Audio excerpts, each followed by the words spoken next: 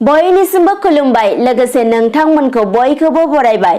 बे समाव आङो नोंथांमोननि गेजेराव मोनसे गोदान भिडिअ लानानै फैदों। नोंथांमोना भिडिअखौ फारियै जोबजासिम नायलांदो। सेथियाव लानानै फैदों आसामाव जानो गोनां विधानसभा बिसायख'थिखौ लानानै बाक्सा जिल्लानि 18 नं सापागुरि बियाबाव इउपिपिएल दोलोनि बिजाथि जानानै रायजोसभानि बारग' एमपि उरखावगोरा ब्रह्मआ गावनि देरहानायखौ 100% देरहागोन होननानै खौरांगिरिनि गेजेरजों फोरमायथिदों। लोगोसेनो बिथाङा फोरमायबावदों दि बिपिएफ दोलोआ जथायमा हान्जाजों लोगो जानानै बिसायख'थि बादायनो थांखि लादोंबाबो सापागुरि बियाबाव जथायमा हान्जानि जेबो गोहोम खोख्लैनो हानाय नङा होननानै।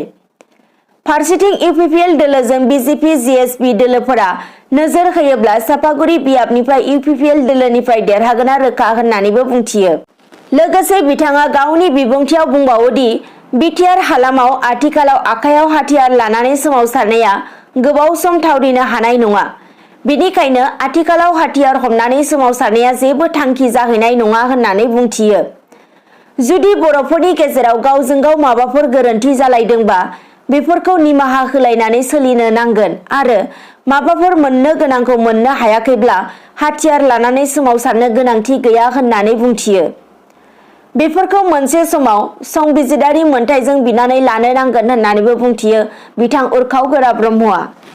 दानिया फैदो गुबुन नैथि खौराङाव। 30 नं क'क्राझार सानजा जनजाति बिधानसभा बियाबनि बिपिएफ दोलोनि बिजाथि बारग' आसामनि मन्त्रि प्रमिला रानी ब्रह्मआ खौरांगिरिनि सिगाङाव बुङो दि थांनाय 2020 मायथाइनि जानुवारि दाननि 27 अक्ट'आव भारत सरकार, आसाम सरकार आरो प्रमद बर'नि दैदेननाय एबसु एनडिएफबिनि मोनब्रै हान्जा आरो इउपिपिअजों बिटिआर गोरोबथा जानायनि उनावबो फिन आखायाव हाथियार हमग्रा हान्जानि जोनोम जाफिननाया थारैनो जोबोद दुखुनांथाव आरो सोंखारि जाथाव होननानै बिथाङा खौरांगिरिनि गेजेरजों बुंथियो। लोगोसे बिथाङा बुंबावो दि सोरखार आरो पुलिस खुंथाया बारग' एनडिएफबिनि सोद्रोमा आरो बिपिएफ दोलोनि दैदेनगिरिफोरनि सायाव खोमसि गोसो लानानै सानफ्रोमबो इनाय अयथासार खालामनायनि थाखायनो खायसे एनडिएफबिनि मावथिफोरा सानस'नो हायैनि थाखायनो फिन हाथियार हमनो थांखि लादों जानांगौ होननानैबो बुंथियो। मख'नो गोनांदि थारैनो गोजोन गोरोबथानि उनावबो एनडिएफबिनि मावथिफोरनि सायाव इनाय अयथासार खालामनाया जोबोद दुखुनांथाव होननानैबो बुंथियो। थामथियाव मैया थांनाय 17 मार्च बुधबारखालि सनितपुर जिल्ला दुलाराय बर' फरायसा आफादा आथिखालनि थासारिखौ लानानै जिल्लानि बेन्दोङाव थानाय बर' मेलेमजिबिफोरखौ लानानै बाथासिपुराव थानाय बाथासिपुर मिलन गोजौ फरायसालिनि गेवलां गेलेग्रा फोथाराव मेलेमजिबि जथुमा खुंफुंलाङो। बे हाबाफारि बायदियै मेलेमजिबि जथुमाखौ गुवारै बेखेवनानै होयो मिरु एबसुनि बोसोनगिरि मानगोनां मुस्रि खुंग्रा सोरगियारिया आरो गाहाय आलासि महरै बाहागो लायो एबसुनि आफादगिरि मानगोनां मुस्रि दिपेन बर'आ। बे हाबाफारिया जिल्लानि सिङाव थानाय गोबां मेलेमजिबिफोरनि नुजाथिनायजों थांखि बायदियैनो मेहेरगोनाङै जाफुंलाङो। ब्रैथियाव भारतनि गंसे अख्रां दावहा उरांआ ट्रेनिं खालामबाय थानाय समाव उरां दोनग्रा जायगायाव मोनसे जाब्रबथाय जाथाय जादों। बे जाब्रबथाय जानायजों सासे अख्रां दावहानि उरां सालायग्राया जिउ खोमानो गोनां जादों। बे जाथायनि सायाव संदाननो कर्टआ बिथोन होबाय होनना भारत अख्रां दावहा बिफाना खौरांगिरिनि सिगाङाव फोरमायदों। दानिया फैबावदो बाथियाव। मैया थांनाय 17 मार्च बुधबारखालि क'क्राझार जिल्लानि गसाइगावआव सान्थालि गामिनि गावबुराफोरजों लोगोसे सावराय जथुमायाव बाहागो लादों बिटिआरनि गाहाय मावफुं सोद्रोमा प्रमद बर'आ। बे सावराय जथुमायाव बाहागो लानानै बिथां प्रमद बर'आ बुङो दि बिपिएफनि इसिङाव दासान्दि एना-एनि सोलिगासिनो आरो जायगा जायगा दासान्दि बिपिएफनि मावख'आव थाला बन्द जादों होननानै बुंथियो। लोगोसे बिथाङा बुंबावो दि रायजोआ इउपिपिएलजों दं आरो इउपिपिएल दोलोनि बिजाथिफोरखौ भट होनानै देरहाहोनाया रोखा होननानैबो बुंथियो। लोगोसे बिथाङा आरोबाव बुंबावो दि बिपिएफ दोलोआ बिटिआर ओनसोलाव 12नि मादाव गंसेबो मासि देरहानो हानाय नङा होननानै। लोगोसे बिपिएफ आरो हाग्रामाया रायजोखौ गाग्लोबनो फैदों होननानैबो बिथाङा बुंथिबावो। दानिया फैबावदो द'थि खौराङाव।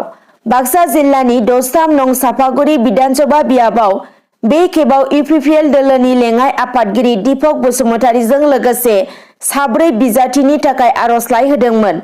नाथाय बियाबनि रावबो मावथि सोद्रोमाफोरजों सावरायालासिनो दोलोनि जौसिन दैदेनगिरिफोरा बारग' MP उरखावग्रा ब्रह्मखौ बिजाथि होयो।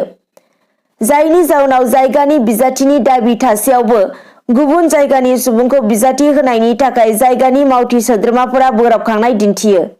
बेखौ लानानै मैया थांनाय 17 मार्च बुधबारखालि दीपक बसुमतारीनि मददगिरिफोरा मिरु UPPLनि दैदेनगिरिफोरनि बेरेखा रागा जोंखांनानै हेंथा सोमावसारनायजों लोगोसे दीपक बसुमतारीया उदां बिजाथि महरै नमिनेशन होगोन होननानै मिन्थिहोदों।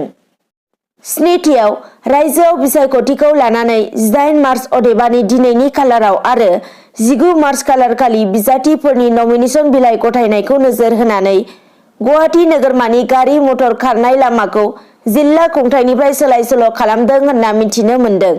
मोनथिनो मोनबावनाय बायदिब्ला 18 मार्च अदेबानि दिनैनि खालाराव सानजा गुवाहाटी बियाबनिफ्राय सिद्धार्थ भट्टाचार्यआ बिजाथिलाइ नमिनेशन बिलाइखौ गथायगोन आरो 19 मार्च खालारखालि आसामनि गोहोगोरा मन्त्रि डक्टर हिमन्त बिश्व शर्माया जालुकबारि बियाबनिफ्राय गावनि बिजाथिलाइखौ गथायगोन।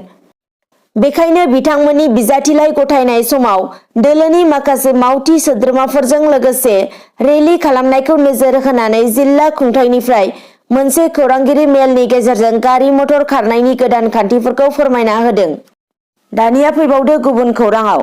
मुसलपुर जिल्ला BPF राजखान्थि हान्जानि आफादगिरि आरो बारग' चापागुरि समस्तिनि MLA थानेश्वर बसुमतारीया BPF हान्जानिफ्राय ओंखारबाय एबा रिजाइनेशन होबाय होनना खौरांनिफ्राय मिथिनो मोननाय जादों। दानिया फैदो 9थियाव जोबथारनाय खौरां। बर' ओनसोलफोराव जौ जुवा थिर खेला बायदि समाज बेरेखाफोरा बांबोनो हमदों। बेखौ नोजोर होनानैनो मैया थांनाय 17 मार्च बुधबारखालि बाक्सा जिल्लानि बरबारि बाजार लोगोसेनो बरबारि ओनसोलाव जौ लोंनाय, फाननाय, बायनाय, ताश खेला, थिर खेला, गान्जा सोबनाय बायदि बायदि समाजारि बिथिंनि हेंथा खेलाफोरखौ बन्द' खालामनो थांखि लानाय जादों।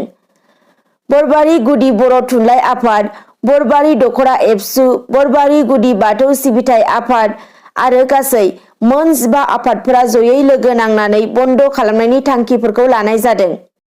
बेजों लोगोसेनो बे मोन 15 आफादनि दैदेनगिरि बिथांमोना बरबारि ओनसोलनि गेजेराव समाजारि बिथिंजों हेंथा गोनां खामानिफोरखौ मावनायनिफ्राय गोजानाव थानोबो खावलायदों। बिनि अनगायैबो लामा सामायाव गोख्रैयै गारि बाइक सालायनानै साउन्डफोरखौ गेब्रें खालामनायनिफ्राय गोजानाव थानाय, उन्दै बैसोआव हाबा खालामनाय आरो थगायनानै हिन्जाव लांखारनायनिफ्राय गोजानाव थानो खावलायदों। बे सांग्रांथि हाबाफारि बेखेवनाय आफादखौ दैदेनो बरबारि गुदि बर' थुनलाइ आफादनि नेहाथारि अरनसिं बर' बिथाङा। दिनै फुंबिलिनि खौरांफोरा बेखिनियानोसै। नोंथांमोना जुदि भिडिअखौ नायनानै मोजां मोनदोंब्ला लाइक, कमेन्ट, शेयार, साबस्क्राइब खालामनो दाबाव। एसेनोसै, गोजोन्थों।